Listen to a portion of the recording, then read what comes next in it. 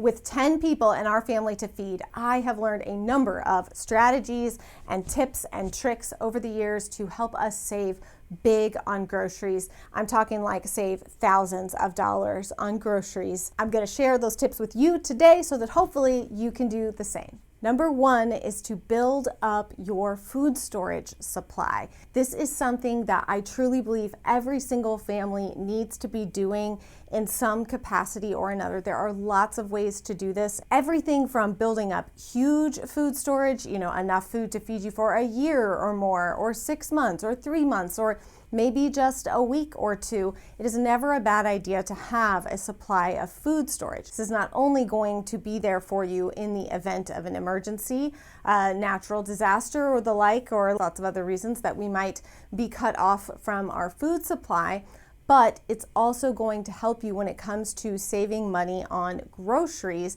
if you have this sort of operational pantry system that you can pull from. The idea here is that we are buying items when they are priced low so that you don't have to purchase that item.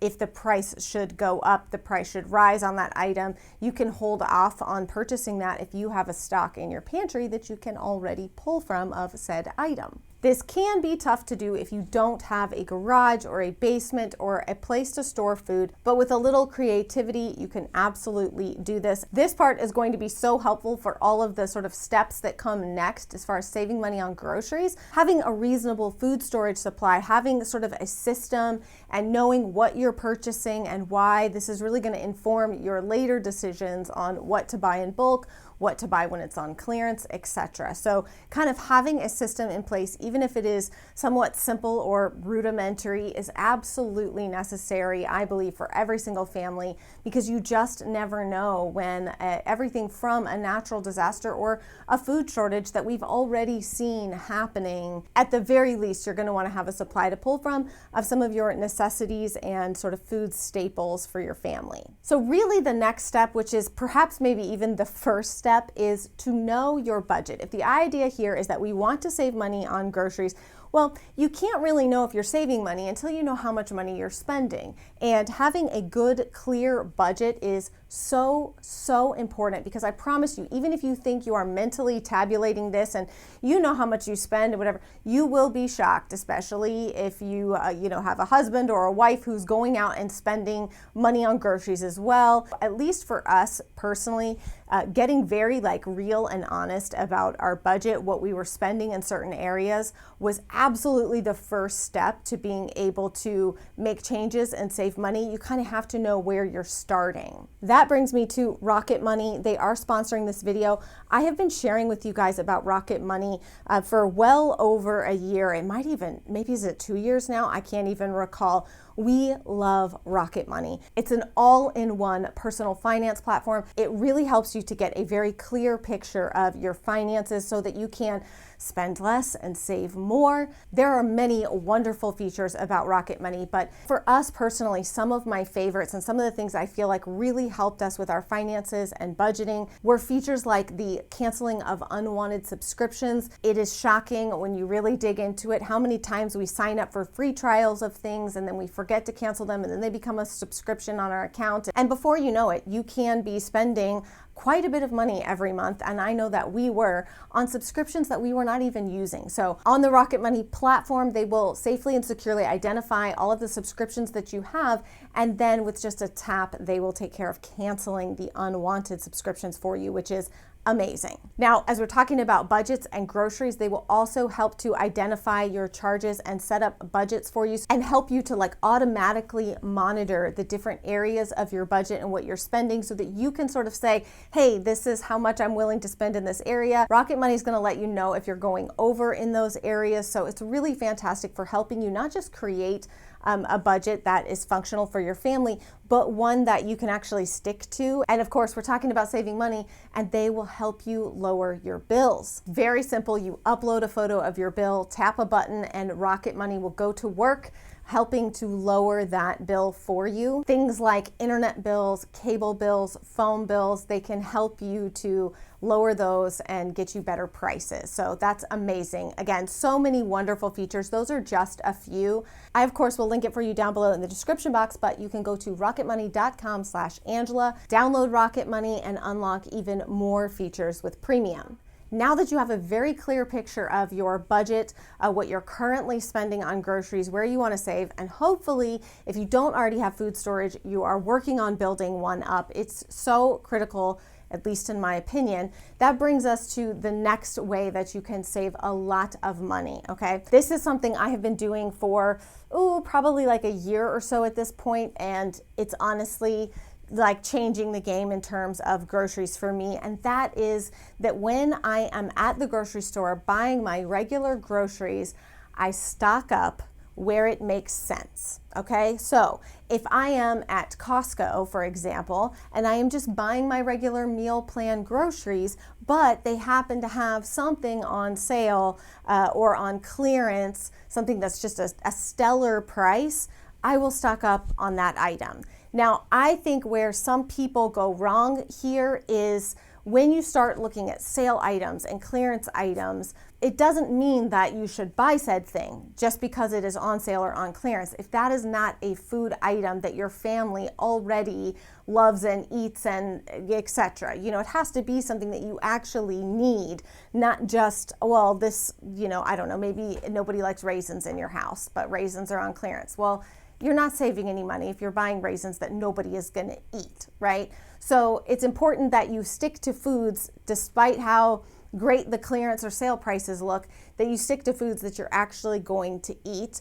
Now, when it comes to stocking up, the other factor that really needs to be considered is this an item that I can adequately store or freeze? You obviously don't want to stock up on items that perish really quickly, items that don't either have a longer shelf life or can't be frozen for use later and actually still taste decent. One of my favorite things, and I do this with all things, by the way, Target, end caps, whatever. I think people forget that grocery stores have sale sections and clearance sections, and they're often on end caps or in a corner of the store. So you might have to go hunting for it if you've never looked for it before. Sometimes places like Walmart will have like carts at the end where they put like day-old bakery items, which are still delicious and amazing. I mean, give them a little squeeze test and you can pretty adequately determine if that item is still going to be good and relatively fresh. You can check there, obviously, but you kind of got to locate where it is in your different stores. But once you do, it is absolutely like such a valuable place to go. All kinds of various reasons grocery stores move things to those sections. It can be things as silly as the branding of the package has changed and the brand wants all their old packaging off. Maybe they've changed a word or something. Just because it's on sale or on clearance doesn't mean that the food item itself is bad or expired. Obviously, you want to pay attention to all of those things, but looking for clearance and sale items is great, especially if it fits into your meal plan. But even if it doesn't fit into your meal plan, is it something that you can add to your food storage or your stock up of food for later? Number 3, another great way that you can save a lot of money on groceries, and I just had a very long conversation with my mother-in-law about this, is to stop buying things out of season. This is tough because Americans in particular, I can't speak for other places in the world, but here in America, convenience is the name of the game, and we are not used to being told, no, you can't have something. We want it now, we want someone to deliver it to us. We are just so accustomed to convenience, being able to get anything and everything essentially whenever and wherever we want it.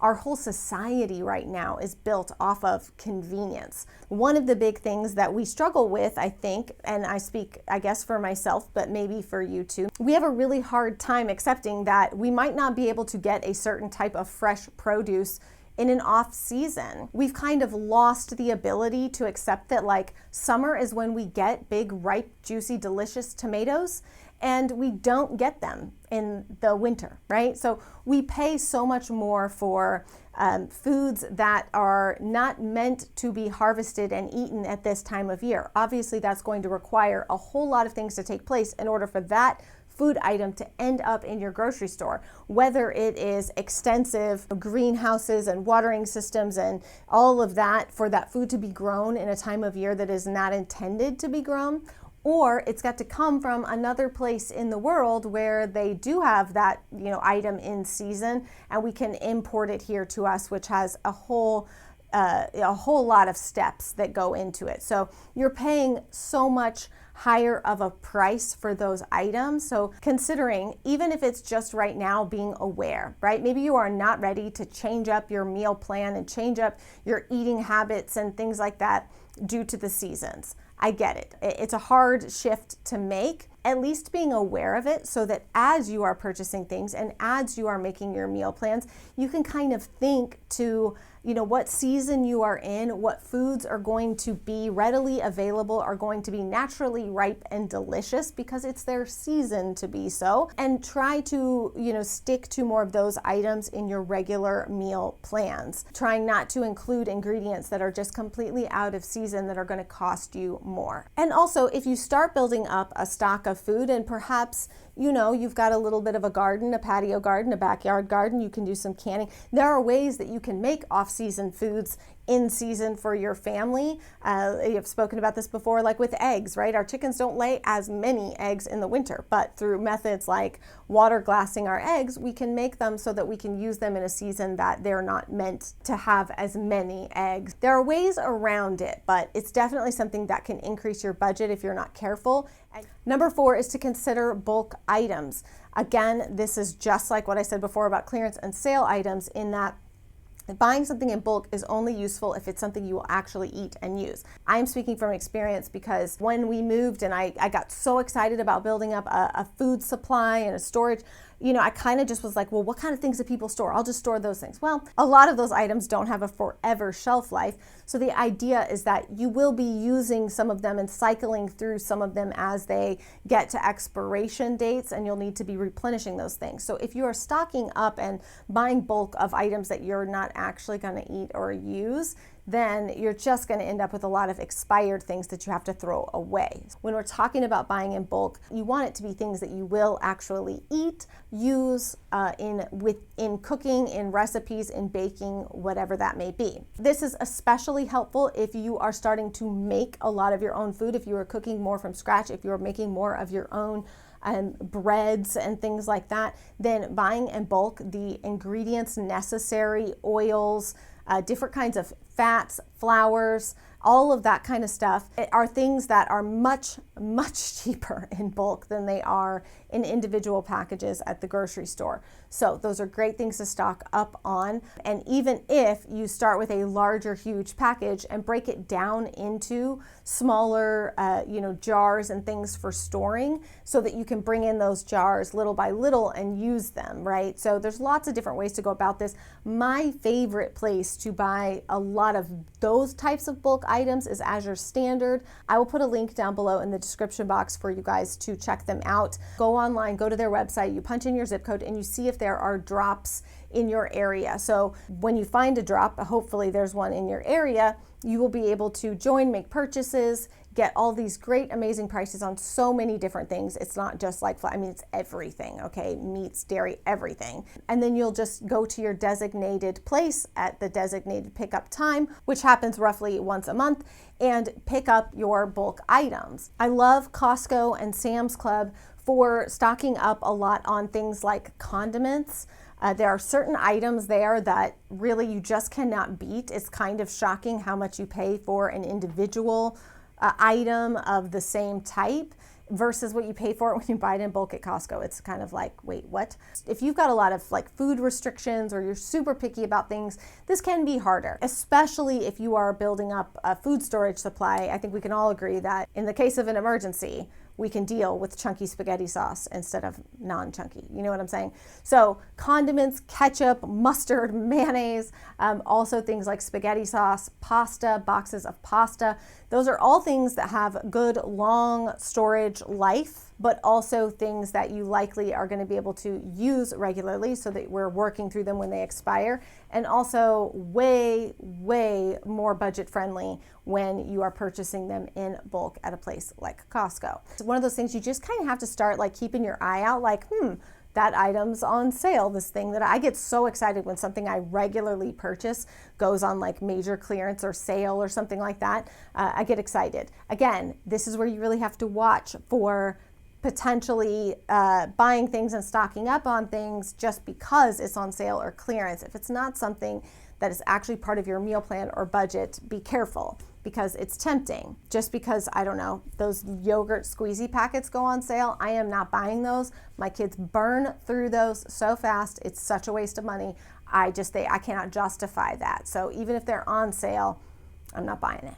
Next way we are saving big on groceries is to make ahead certain items. So make ahead breakfasts are fantastic. I feel like breakfast is one of those things that, depending on how chaotic your day is, what you've got going on, how the age of your kids, the pickiness of kids and stuff, getting homemade breakfast cooked every morning is sometimes not so easy. And things like this is really where I feel like we get gouged by the grocery stores on things like cereals and stuff. They're so expensive. They're often sugar filled. They're not really good brain food or good filling food. So I have recently started making some recipes, and I will link them for you down below. Have I done? Yes, I've put them in a video. Sorry, I can't remember where I put them, but they're in a video of breakfast sandwiches that are made with like Canadian bacon. You can do sausage or regular bacon, whatever. You make a huge batch ahead, wrap them and freeze them individually, so then they just get pulled out, popped in the microwave, and away we go. We have a warm, essentially homemade, delicious breakfast that is not, I mean, you're gonna pay an exorbitant amount of money for like a package of Jimmy Dean's breakfast sandwiches that are like quick grab and go, but it's much more affordable if you make them yourself, make them in bulk, purchase the items you need to make them in bulk, and then put them in the freezer and let your kids grab and go on those things. I also did like breakfast tacos. There's lots of good recipes out there, but this is a fantastic way to save money. Most people are in a hurry in the morning. We live in a very hurried world, and we're waking up and trying to get people out the door to go to school and then work and all of these things. We're very hurried people. So it's not often that we get to slow down and have like a slow home-cooked breakfast, but this is one way that you can kind of meet that in the middle. Last way that we are saving big on groceries, and this I think is arguably one of the, maybe not, I don't know, they're all important. They're all ways we save, but it's one of my favorites, and that is to meal plan from your pantry. Instead of sitting down and scrolling through Pinterest and different things and getting a recipe books and getting all of these ideas for recipes and then going out and buying all the ingredients that's necessary. There's lots of different names for this: pantry cooking, shelf meals, I don't know. People have all kinds of cutesy names for it, but the idea is that you're meal planning based off of what you already have and filling in the gaps. This is a big way to save money. And it kind of goes hand in hand with also looking for things that you can like sort of multi-purpose across many meals. So say for example, I don't know, ground beef is just on like a great price, you know, and you get a really good deal on ground beef. If you're able to kind of stock up on ground beef, then you can have most of your recipes for that meal plan be things that are ground beef as, you know, the meat ingredient or whatever. So there are ways that you can both use what you already have as well as use what you found on clearance and build off of that. Sometimes it requires you to kind of balance like this week's meal plan with next week's. You know, you might not know obviously what you're gonna find on sale or clearance at the grocery store until you get there, but it's something that you can kind of learn the art and balance of as you go. These are all things that I do and that we have learned over the years as a family of 10. Our grocery bill can get crazy if we let it. So these are all things that we have implemented in order to save us money. Feeding 10 people is not cheap, but with just a few simple changes and different ways that I approach things and do things when it comes to meal planning and grocery shopping, I have been able to save our family thousands of dollars on groceries.